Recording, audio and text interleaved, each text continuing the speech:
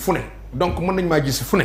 te mën nañ maa yaakaare lu ne. mën nañ la takkal mayonnaise saa su ne. non. nga kii am tey moytu lu bari. ma téye sama bopp. ci ne wutuma ñi bëgg réew mi nag je les ai tous alliés. merci beaucoup. dañu war a montrer patte blanche à tout point de vue au plan éthique au plan moral au plan de la probité intellectuelle au plan de la probité sociale. mais li ngay gis am na ku ci dal sa xel wala am na ñoo xam ne xëy na seen xel dal na. non non non lii débat la jugé gu ma kenn. lii débat la jugé gu ma kenn. non sérieux non pour ma ñëw rek ma ñëw foofu benn njuumte gis naa ko ci li mu def foofu njuumte la ku bëgg te nanguloo ko la njuumte la ba mu repentir wu ci loolu démarche bi au départ loolu la waroon nekk pour moi. Deuxième chose, la situation du pays, que vous le veuillez ou pas, on a frôlé la catastrophe en 2011, en 2021, on a frôlé la catastrophe récemment au mois de juin. C'est pas vrai? Oui. Est-ce qu'il en a pas une responsabilité? Non. Macky Sall qui gère le pays, on me dira qu'il a une responsabilité. Qui est responsable à 200%. À 200%. L'avantage qu'il a sur les autres. Moom rek moo am responsabilité exercer violence sur son peuple. Parce que mooy décider lan moo baax ci peuple am tant qu'il est président de la République noonu la ñu suñu institution bindoo keneen ku yëkkati fitna ci loolu yow jàppal ne li nga def méngoowul ak sa cër man dama koy wax mu leer te loolu nañu waxante dëgg dans le feu de l'action ñàkkul le premier dossier bu amuloon foog naa ne peut-être du ñu yegsi ci li xew après parce que peut-être se protéger contre l'État sur le dossier Sweet Beauté ñàkkul moo indi cette radicalisation ak ce discours ak cette démarche bañ mu jur li mu jur donc loolu aussi je pense que qu'on le veuille ou pas bokk na ci li nga xam ne man dama koy boole ci loo xam ne moom ci boppam ay erreur la si moo ko defal erreur boppam ku ko waxul bëgguloo ko c'est un garçon plein d'avenir pour moi parce que au moins il a su tenir un discours qui puisse créer l'espoir parce que politique aussi faire rêver la loolu yàlla dimbali na ko ba mën na loolu est-ce que li mu faire rêver lu mu nekk la ñun techniciens yi bu ñu laajee ci débat serein si danañ toog ak ñoom laaj leen foo ko teg si maanaam demee foofu dogguma la de quand un candidat mënoo ma dog non foofu dogguma la dama lay indi rek benn kii quand un candidat viendra me voir pour me dire Babacar que je veux que tu me soutiennes ay y a des questions yoo xam ne daa ko ci taabal ji yoo xam ne damay seet ndax mën na ko. non xam nga foofu da nga ne ndax est-ce que li mu faire rêver mu ngi ci moom. bi ci jiitu mooy xam nga man maay apprécier parmi les candidats yan valeurs la ñuy développer. valeurs yi c'est capital ñoom lay jiital boobu damay éliminer ñu bari. ci valeurs yi quand je dis valeur man xam naa yan valeur la. moi je suis libéral social. donc am na valeurs yoo xam ne boo ko incarné je t'élimine d'office. mais ñi nga xam ne peut-être incarné leen même valeur que moi li ma leen laaj li ci jiitu. Il y a des questions dirimantes importantes par exemple sur ce qu'on appelle l'imputabilité mooy redevabilité mooy une bonne gouvernance sur ces questions il faut que ñu wax ma comment prendre en charge cette question de la corruption n'est pas que dans l'administration la corruption est partout y compris dans les partis politiques y compris dans ceux qui sont de l'opposition comment tu ne te poses pas des questions savoir ceux qui aujourd'hui prétendent nous diriger l'argent avec lequel il circule pour nous diriger foo xaalis bi jógee. merci beaucoup. D'où vient l'argent? yaa ko Sonko la nit ñi xam fu xaalisam di jógee. c'est les Sénégalais qui cotisent. ça n'engage que toi. non dafa leer. per nag gis nga nag jant baa ngi nii tam nga koy bañ. non s'il te plaît ça n'engage que toi. xam nga tout à l'heure vous avez parlé de est-ce que Sonko li muy révélo Sénégalais yi mu ngi ci moom. moi je vous dirai oui à partir du moment où Sénégalais boo interpellé ne ko loo bëggee Sonko daf la naan dañ ko dénk suñu alal pendant 15 ans sàccu ci ñaar dërëm. Sonko mosuñ ko dénk suñu alal. s'il te plaît yow arrête yow. yow wutul archive yu baax waay yow yu baaxut waay. du baax ñaar mosuñ ko jël. il a yow tamit nag yow tamit yow xam nga un inspecteur des impôts. yow xam nga un inspecteur yow gis nga inspecteur des impôts yi nekk fii Sénégal gis nga leen. gis nga comment ils sont fliqués. l'emploi des jeunes.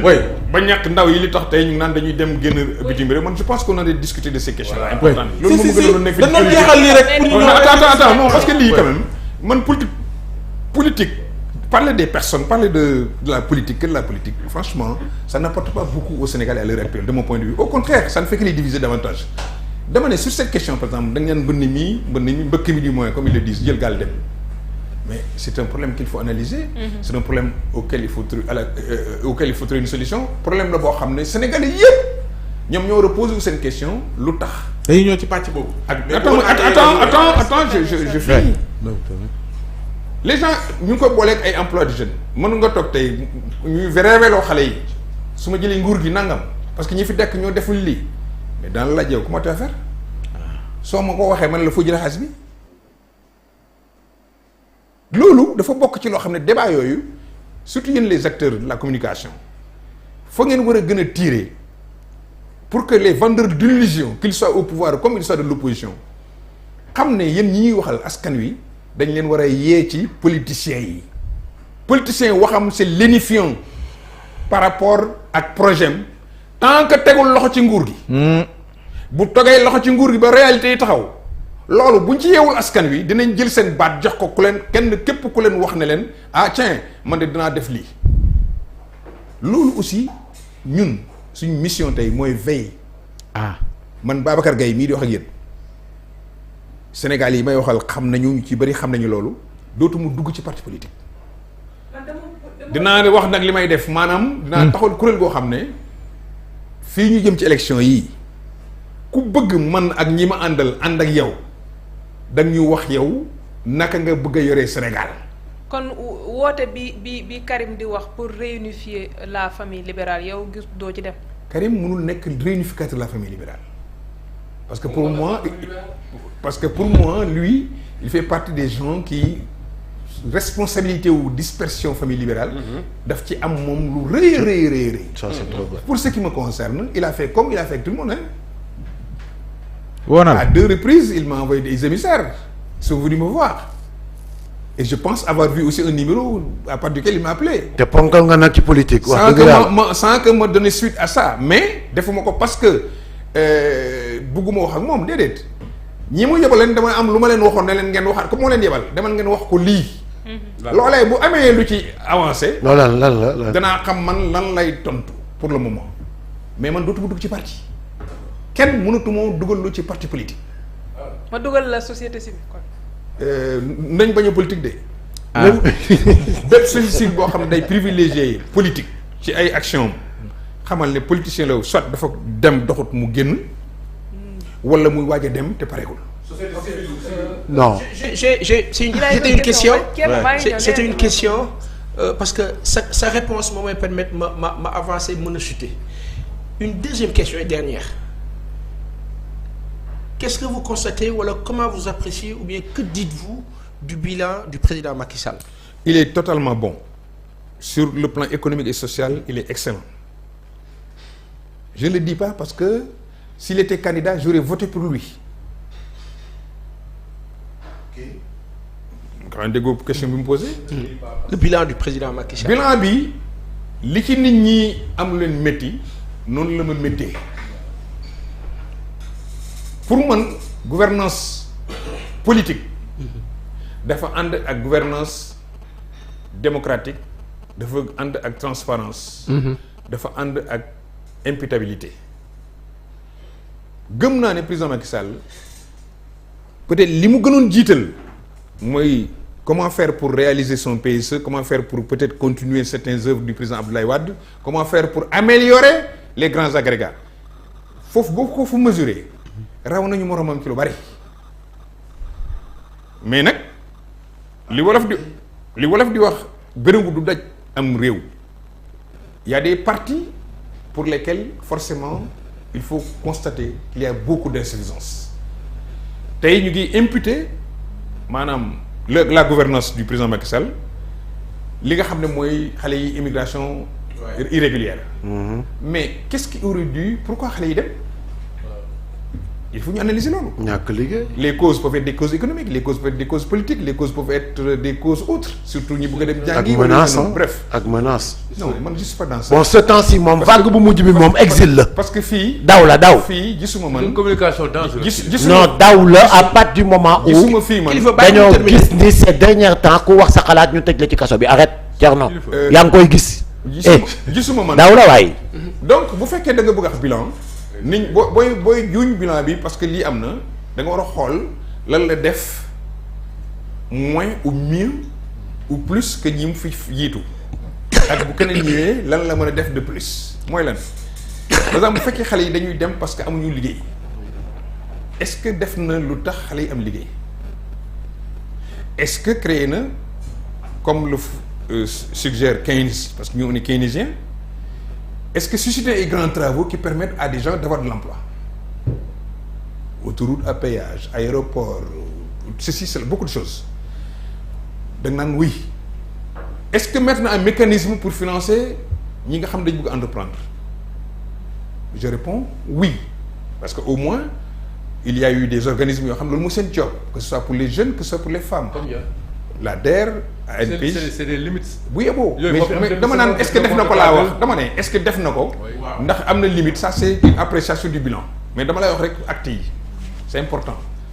Troisièmement est-ce que créer na des environnements pour que peut-être xale yi fu ñu mënul liggéey parce que amuñu formation bi ci war là aussi c'est une question importante bala ngay mun liggéey nga jàng liggéey xale yi mun nañ jàng maa ngi léegi ay bac plus 5 nit dana nekk fi bac plus 5 bac plus 6 fekk munul liggéey mun a def bac plus 10 munul liggéey parce que li mu jàng mooy xam-xam suñ adéquation njàng ak war a liggéey day poser problème fii ñu bëri juriste banque finance ainsi de suite alors que institutions yi nga xam ne ñoo leen recruter c'est pas des institutions de l'État il faut que ñu créer donc l'entreprise et l'entreprise c'est pas l'État c'est nous c'est les entrepreneurs sénégalais est-ce que les Sénégalais investissent là où les jeunes pouvaient avoir du travail donc question yooyu day indi li tax ma ne la du point de vue du bilan am na fu ñu xaaree président ci sanctionner ñi nga xam ne ils sont fautifs tous rawatina ñi nga xam ne dañ lay confier les biens publics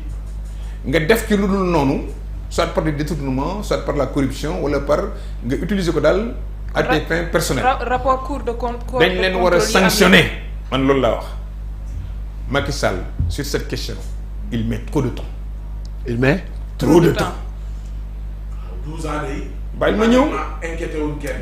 ah si am nañu ci inquiété nag mais lu ñu xam bon si même ñoo xam mais du ma xam nga pour def bilan bi dafay sew nga naan diw sangam defoon nañ ko lii diw sangam jàppoon nañ ko lii bref man mi ko wax gëm naa ne sur cette question il a plus privilégié réalisation am yooyu que de sanctionner les fautifs la seule sanction en général elle n'est que politique maanaam dàq nañ la génne nañ la fa nga nekkoon mais jugé wuñ la beneen bi mooy ces rapports ce que les gens appellent la gouvernance démocratique.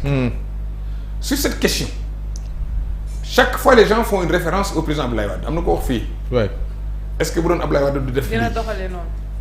bokkuñu président Abdoulaye Wade mag la premièrement président Abdoulaye Wade ñëpp dañ ko defoon muy seen kilifa ba bay fin wu mandat bi ba fin wu rañam Macky Sall ca départ ba la ko ñëpp def morom boo ko seetloo dañ doon au départ même ñun ñu nekkoon ak ñoom PDS.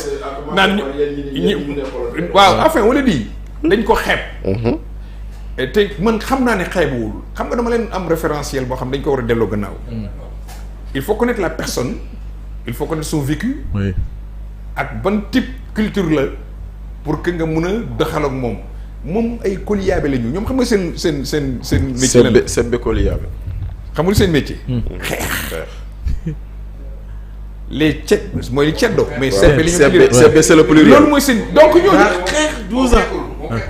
waa xeexul de man de li ma gis mooy Macky du xeex quoi. xam nga ku nekk ak sa Macky Ablaye Wade bi ko Ablaye Wade menacé dëggalul boppam dafa dem jooyi ji. xam nga Ablaye Wade du xeex. foofu aussi li ma ca xam li ngeen ci wax ni dara du ci dëgg. ah oui. éliminé wul Karim Wade.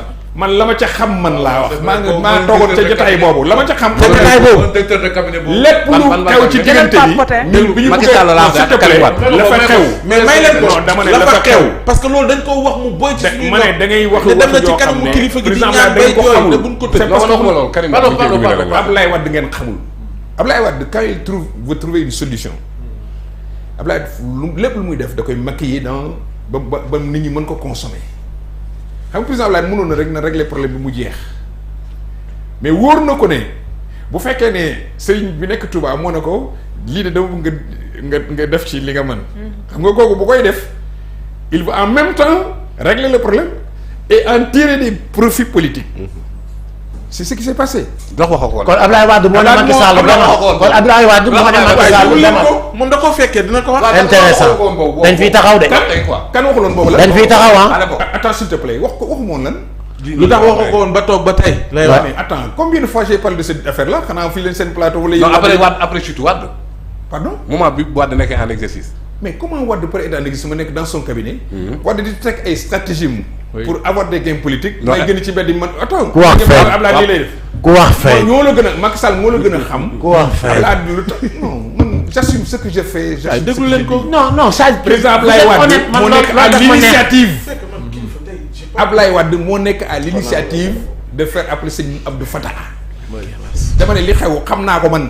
lan la. parce que je pense que j'ai encore aller dans les détails de ça mais je dis la démarche là c'est pas une affaire de quelqu'un qui va aller se dire may da ngeen ma def daf may def non c'est pas vrai le président Abdoulaye voulait régler cette question la preuve Bercy bi mu commencé génnoon na ci depuis lors oui allez maintenant c'est terminé mën nga dem topp si liggéey ñu toog tuuti en tout cas père bu dee moment boobu comme y avait entre nous des gens qui voulaient se combattre xam nga xeex succession moo doon xeeñ succession président Abdoulaye moo doon xeeñ gaa ñi gën a xam ba affaire bi ba mu indi ci situation bi créé wu nii tout le monde ñu on le sait on sait ce qui s'est passé donc c'est pas ici que moi j'ai parlé d'une histoire qui concerne ma propre famille politique mais li ma leen bëgg expliquer mooy Abdoulaye du Macky Sall foofu laa bëgg revenir Abdoulaye est capable de trouver des solutions yoo xam ne c'est un grand démocrate Macky.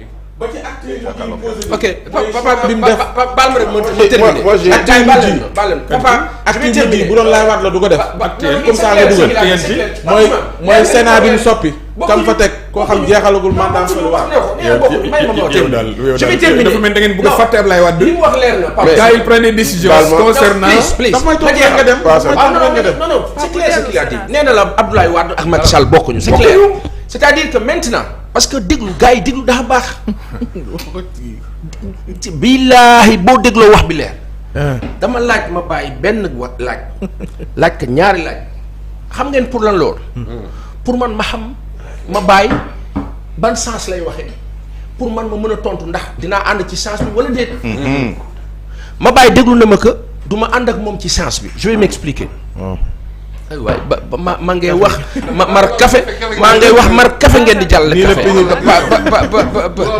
waaw dama ne. penc bi nii lay demee dama bëgg a wax benn affaire. déglu naa bu baax sunu papa bi Papa Ousmane. dama ko laaj est-ce que le président Abdoulaye Wade aurait agi de la sorte contre un potentiel candidat comme le fut Macky Sall. noonu laajoo ma loolu de boo ma laajoo loolu ma tontu la neneen. j'ai posé quoi comme question. waaw mais li nga ma wax noonu laajoo ma ne est-ce que il aurait agi contre un potentiel candidat. oui j'ai pas parlé de potentiel candidat mais je parle de Macky Sall. man rek dama man xam nga man je suis très précis. Assane oui je dis mais bëgguma nga jaar nga utiliser sama wax pour yow li nga bëgg wax nga wax. oui non je veux dire xam naa li nga wax mais j'ai été très clair en disant est-ce que le président Abdoulaye Wade aurait agi de la sorte dans le sens de ce qui est en train d'être décidé entre le président et un potentiel candidat bon ma dindi potentiel candidat ma wax et quelqu'un un opposant dama bëgg expliquer benn affaire su ma dégloo ma bàyyi techniquement pouvoir bi fi nekk opportunité bu mu am ci virgule wala point virgule da koy use bul sonn d'où l'importance des avocats de Ousmane wala ñi ko jege wala ñiy liggéey moom bu ñu xarañoon 10 ñu multiplier ko par milliard ndax ki ñu seqal. surtout que ils se sentent menacés. oui su fekkoon ne Abdoulaye Wade la amaana effort bi ngay def bu dee Macky Sall doo ko def bu dee Abdoulaye Wade parce que personnalité yi bokkuñu. nee na kii di kilifa bi président Macky Sall moom naturellement xeexkat la kilifa préciser na. non waxuma naturellement de. xeexkat la seen dina naturellement histoire am ñoom histoire bi mu jógee waaw donc fi mu wax kay naturellement ay xeexkat lañu. ma di naturellement d'accord fi mu bokk ay xeexkat lañu. waaye ba mu waree xeex contre Abdoulaye Wade ba mbir taxawee. Ousmane Sonko bi nga xam ni dañ ko jiiñ. il a dit au peuple dañ maa jiiñ complot la c'était clair les gens l'ont soutenu. kese les populations en tout cas ça veut dire que un temps soit peu ci contexte kii ba nu ko woowee xeex na. kee ban ko woowee xeexu. déedéet mu xalaatu ko sax. non xaaral bàyyi bi moo expliqué. bokkuñ forme xeex. musul xeex waaw bokkuñu forme xeex ko. bokkuñu forme xeex jaaw kay kii il s'est organisé pour fam objectif am. waaw mu yegg fa. jërëjëf. il a réussi. gën na leer mais président Babacar yow mi dara supervisé